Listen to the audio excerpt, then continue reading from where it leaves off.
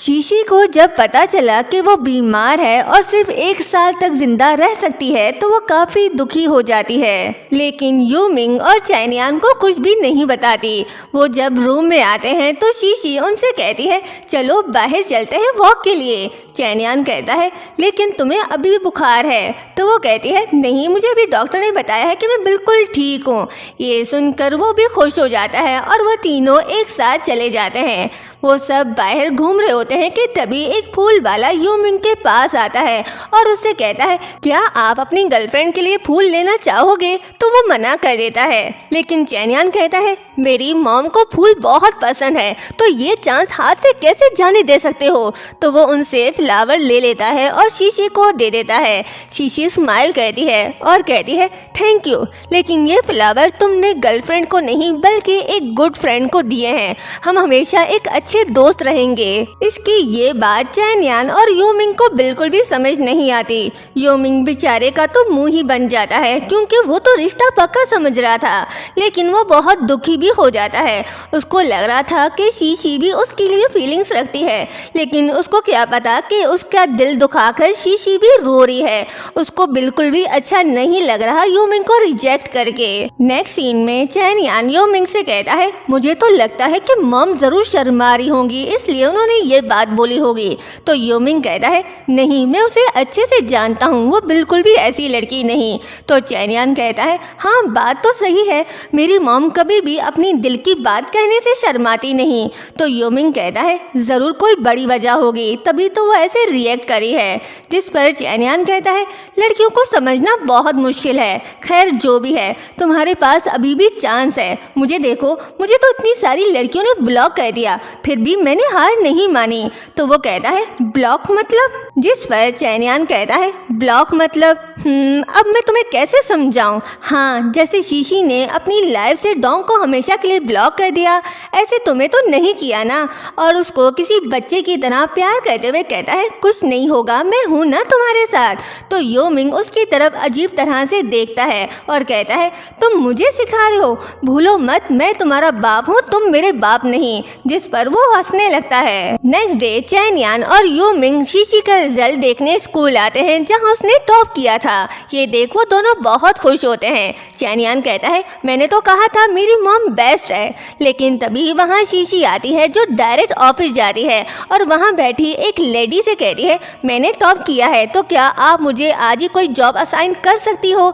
ये सुन वो लेडी कहती है आज ही तो रिजल्ट आया है, तुम अपना सर्टिफिकेट इशू होने तक वेट कर सकती हो। लेकिन शीशी को आज ही जॉब चाहिए थी। ये देख यूमिंग और चैनियान बहुत हैरान होते हैं और उससे भी ज्यादा हैरानी की बात ये होती है कि वो यूमिंग और चैनियान से बात किए बिना वहाँ से चली जाती है।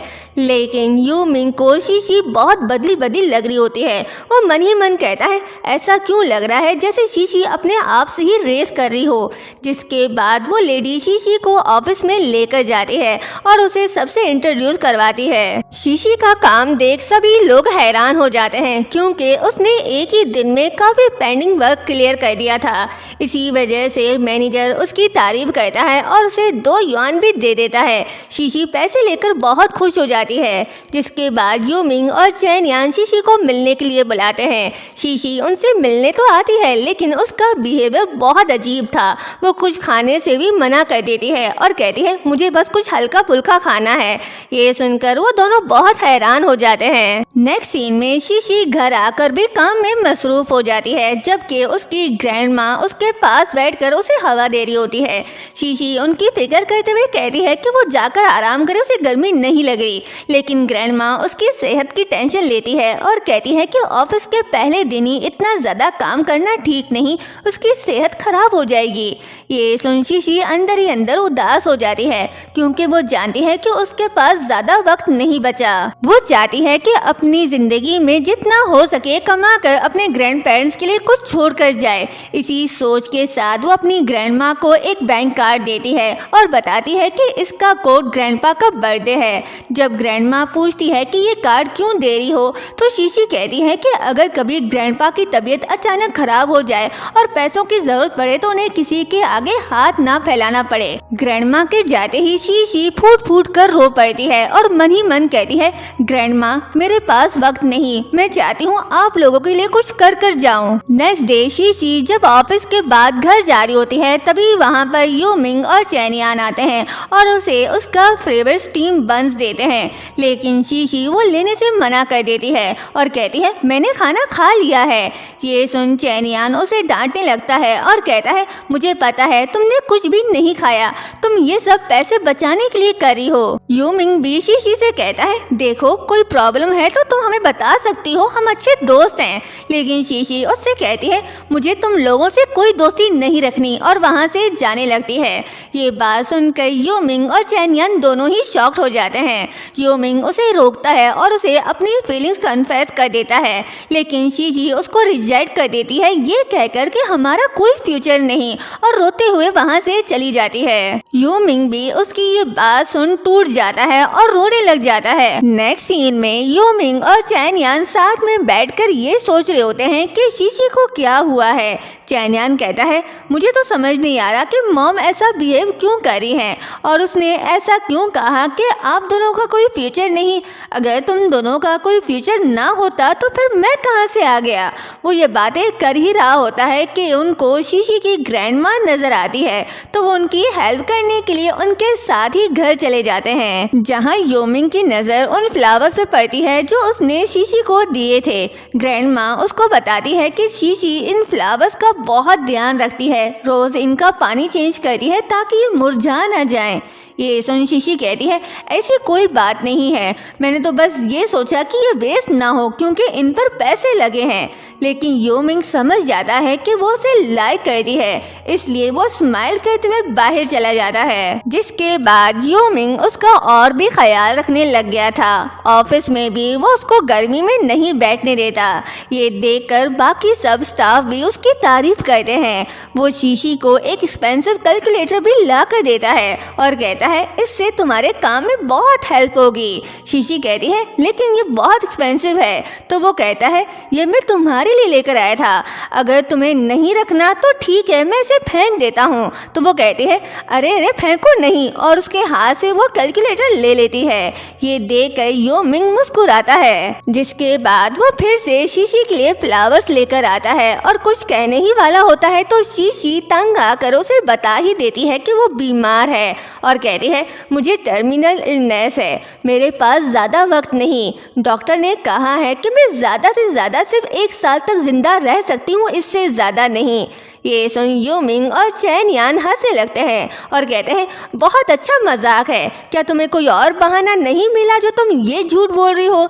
जिस पर शीशी कहती है नहीं मैं सच बोल रही हूँ, मैं बहुत बीमार हूँ। और फिर उन्हें डॉक्टर की सारी बात बता देती है कि सिर्फ बायोलॉजिकल रिश्ता ही उसे बचा सकता है। तो यूमिंग और चैनियान दोनों ही सीरियस हो जाते हैं। चैनियान कहता है अगर तुम 1 साल में मर जाओगी तो फिर मैं कैसे आया, मैं 2005 से टाइम ट्रैवल करके आया, तब तक आप जिंदा और हेल्दी थी। तो शीशी कहती है तुम फिर से बकवास करने लग गए, मुझे पता है तुम ये सब सिर्फ मेरा मूड ठीक करने के लिए कह रहे हो। तो वो कहता है नहीं मैं सच बोल रहा हूँ, मैं ही आपका बायोलॉजिकल सन हूँ। ये बोलते ही वो चुप हो जाता है और तभी यूमिंग और चैनियान दोनों ही एक दूसरे को देखने लगते हैं, क्योंकि डॉक्टर ने शीशी को यही कहा था कि सिर्फ उसका खून का ही रिश्ता उसे बचा सकता है। जिसके बाद वो तीनों हॉस्पिटल आते हैं टेस्ट करवाने, लेकिन शीशी को अब तक इन सब बातों पर यकीन नहीं आ रहा था। वो यूमिंग से कहती है तुम भी उसकी बकवास पर यकीन कर रहे हो, ऐसा कैसे हो सकता है।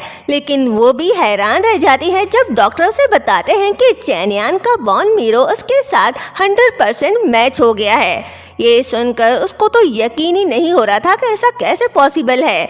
तभी चैनियान उसकी तरफ देख कहता है मैंने कहा था ना कि मैं आपका बेटा हूँ और आप मेरी मॉम हो। तो शीशी उसको ध्यान से देखने लगती है और कहती है तुम्हारी ये नाक एकदम यूमिंग जैसी है और ये लिप्स भी, एटलीस्ट फेस का शेप ही मुझ पर चला जाता। तो चैनियान कहता है क्या हुआ, मेरे फेस के शेप को अच्छा तो है। ये सुनकर वो कहती है हाँ तुमने कभी गौर से अपनी जॉ लाइन देखी है इतनी शार्प है कि मैं एप्पल भी आसानी से पील कर सकती हूँ। और हंसते हंसते इमोशनल हो जाती है क्योंकि अब फाइनली उसके पास भी उसकी खुद की फैमिली थी। जिसके बाद सर्जरी स्टार्ट होती है। चैनियान को थोड़ा पेन होता है लेकिन वो अपनी मॉम के लिए वो बर्दाश्त कर लेता है और सर्जरी सक्सेसफुल रहती है। अब शीशी बिल्कुल ठीक और खुश भी थी। नेक्स्ट सीन में हम उन तीनों को देखते हैं जो बाहर वॉक कर रहे थे। तभी एक प्यारी सी बच्ची शीशी के पास आती है और उसे कहती है ये दोनों तुम्हारे फ्रेंड्स हैं। तो शीशी कहती है नहीं, हम एक फैमिली हैं और योमिंग की तरफ देख स्माइल करती है। तो चैनियान योमिंग से कहता है मैंने कहा था ना कि मॉम को रोज बहुत पसंद है। जिस पर शीशी कहती है नहीं, मुझे डैफोडिल सबसे ज्यादा पसंद थे लेकिन आज से मुझे सबसे ज्यादा रोज ही पसंद है।